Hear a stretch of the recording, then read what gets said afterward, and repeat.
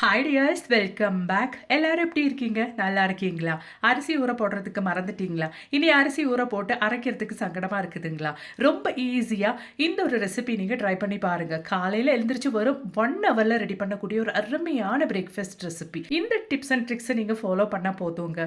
அப்போ வாங்க வீடியோக்குள்ளே போயிடலாம். அதுக்காக வேண்டிட்டு நாம் இங்கே எடுத்துருக்கிறது 2 பவுல். நான் இந்த ஒரு பவுலில் தான் மெஷர்மெண்ட் எடுக்க போகிறேன்.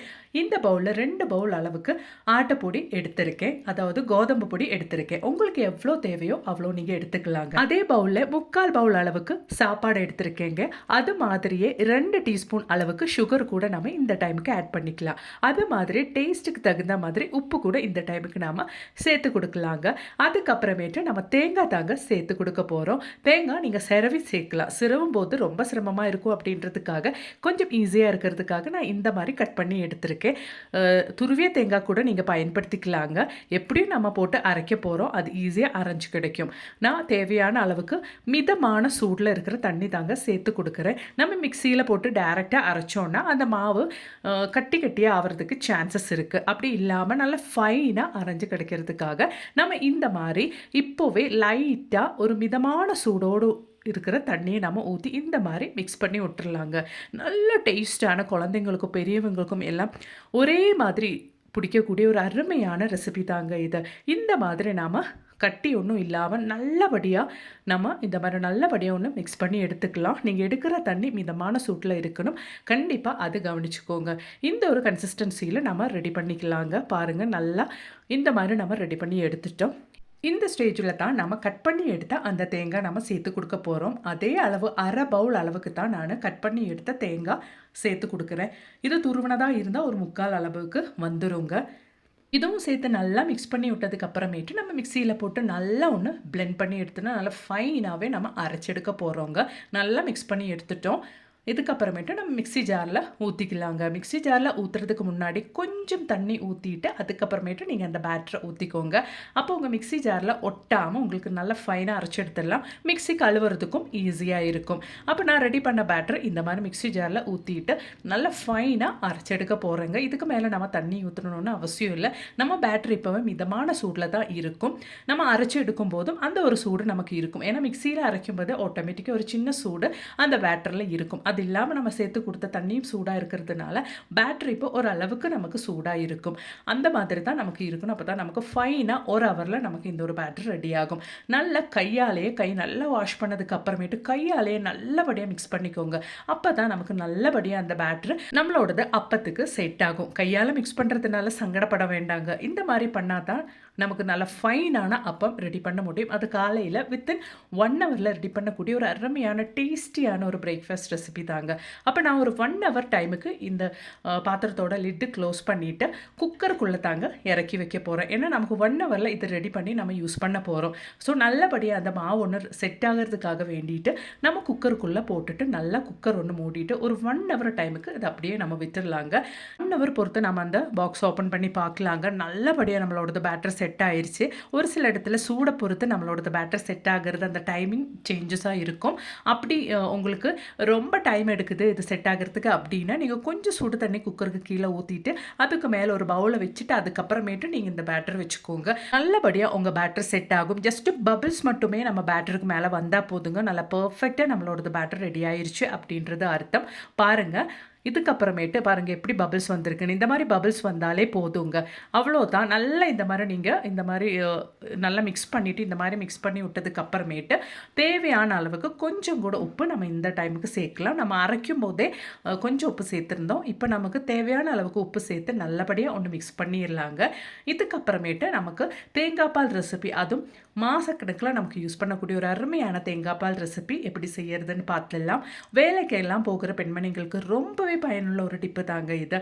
எவ்வளோ நாள் வேணாலும் உங்களுக்கு ஈஸியாக தேங்காய் பால் செய்யலாம். அதுவும் மாதக்கணக்கில் நீங்கள் அந்த தேங்காய் பால் வச்சு யூஸ் பண்ணிக்கலாங்க. டேஸ்ட்டில் எந்த வித்தியாசமும் வராது. அப்போ அது எப்படி பண்ணுறது அப்படின்றது கூட நம்ம பார்த்துடலாம். அதுக்காக வேண்டிட்டு நல்ல பெரிய தேங்காய், 1/2 தேங்காய் நான் இந்த மாதிரி குட்டி குட்டியாக கட் பண்ணி எடுத்துருக்கேங்க. இந்த மாதிரி நம்ம கட் பண்ணி எடுத்தால் போதும், துருவணும்னு ஒன்றும் அவசியம் கிடையாது. எப்படியும் நம்ம பிளெண்டரில் போட்டு பிளெண்ட் பண்ண தான் போகிறோம். ஸோ இந்த மாதிரி குட்டி குட்டியாக கட் பண்ணதுக்கு அப்புறமேட்டு நான் பிளெண்டரில் போட்டு நல்லா ஃபைனாக அரைச்செடுக்க போகிறேங்க. தேங்காய். அதாவது நம்ம குழம்புக்கெல்லாம் ஊற்றுற மாதிரி அந்த அளவுக்கு பேஸ்ட்டாக அரைக்க வேண்டாம். தேங்காய் பாலுக்கு எந்த அளவுக்கு வேணுமோ அந்த அளவுக்கு மட்டுமே மீடியமாக நம்ம அரைச்செடுக்க போகிறோம். தண்ணி ஊற்றும்போது கொஞ்சம் சூடான, அதாவது மிதமான சூடோடு இருக்கிற தண்ணி ஊற்றி தான் நம்ம அரைக்கணும். இந்த டைமில் நம்ம கொஞ்சம் சோம்பு சேர்த்து விட்டுடலாங்க. சோம்பு அது மாதிரியே ஏலக்காய் ஒரு 2-3 ஏலக்காய் சேர்த்து கொடுத்துடலாங்க. உங்களுக்கு எவ்வளோ தேவையோ நீங்கள் எடுக்கிற தேங்காய்க்கு தகுந்த மாதிரி நீங்கள் சேர்த்து கொடுத்துக்கோங்க. சோம்பு நம்ம சேர்க்கும்போது யூஸ்வலாக தேங்காய் பால் சாப்பிடும்போது நமக்கு இருக்கிற அந்த டயர்ட்னஸ் எல்லாம் இல்லாமல் நமக்கு நல்லா இருக்குங்க. அதுக்காக தான் நம்ம சோம்பு சேர்க்குறது. ஏலக்காய் சேர்க்கும்போது நம்ம பிரேக்ஃபாஸ்ட்க்கெல்லாம் யூஸ் பண்ணும்போது நல்லா டேஸ்ட்டாக இருக்கும். ஃபஸ்ட்டு நம்ம தேங்காய் இந்த மாதிரி நல்லா பிளெண்ட் பண்ணி எடுத்ததுக்கு அப்புறமேட்டு மிதமான சூடில் இருக்கிற தண்ணி ஊற்றி தான் நம்ம இது ஒன்று கூட ஒன்று ஃபைனாக அரைச்செடுக்க போகிறோம். அதாவது குழம்புக்கு ஊற்றுற அந்த அளவுக்கு நல்லா ஃபைனாக அரைக்க வேண்டாம். அதுக்கு ஜஸ்ட்டு முன்னாடி அளவுக்கு வரைக்கும் நம்ம அரைச்செடுக்க போகிறோம். பாருங்கள், இந்த ஒரு கன்சிஸ்டன்சிக்கு நீங்கள் அரைச்சி எடுத்துக்கோங்க. அவ்வளோ தாங்க. இந்த ஒரு கோகோனட் பேஸ்ட்டு நீங்கள் நல்லா ஒரு ஸ்டீல் பாக்ஸில் இல்லைன்னா ஸ்டீல் கண்டெய்னரில் நீங்கள் அடைச்சி ஃப்ரீசரில் ஸ்டோர் பண்ணிட்டீங்கன்னா மாத கணக்கில் 1 மாதம் வரைக்கும் எந்த டேஸ்ட்டு வித்தியாசம் இல்லாமல் உங்களுக்கு பயன்படுத்திக்கலாங்க. வேலைக்கெல்லாம் போகிற பெண்மணிகளுக்கு காலையில் அப்பெல்லாம் செஞ்சுட்டிங்கன்னா, அப்படி இல்லைன்னா இடியாப்பம் செய்யும் போது தேங்காய் பால் ரெடி பண்ணுறதுக்கு ரொம்பவே சிரமமாக இருக்கும். இந்த ஒரு டிப் அண்ட் ட்ரிக்ஸ் எல்லாம் ஃபாலோ பண்ணிட்டீங்கன்னா உங்களுக்கு ரொம்பவே ஈஸியாக இருக்கும். அரைச்சி வச்சுட்டிங்கன்னா உங்களுக்கு லீவ் இருக்கிற டைம்லலாம் நீங்கள் அரைச்சி வச்சுட்டிங்கன்னா ரொம்பவே ஈஸியாக இருக்கும். அப்போ இனி நமக்கு இதை வச்சு இந்த ஒரு கோகோனட் பேஸ்ட்டை வச்சு நம்ம எப்படி நல்லா திக்கான கோகோனட் மில்க் செய்யறது அப்படின்றத பார்த்துடலாங்க. இந்த ஒரு கோகோனட் பேஸ்ட்டுக்கு மேலே நம்ம மிதமான சூட்டில் இருக்கிற தண்ணி ஊற்றி தான் நம்ம ரெடி பண்ண போகிறோம். சாதாரணமாக கோகோனட் மில்கெல்லாம் ரெடி பண்ணணுன்னா நம்ம ஒரு டவல் வச்சு அந்த டவலில் கோகோனட் இந்த தேங்காய் நம்ம துருவினது போட்டு அதுக்கப்புறமா பிழிஞ்சு எடுத்து ரொம்பவே சிரமமாக தான் பண்ணுவோம். இந்த மாதிரி செஞ்சுட்டிங்கன்னா லிட்டர் கணக்கில் தேங்காய் பால் ஈஸியாகவே செஞ்சிடலாம்.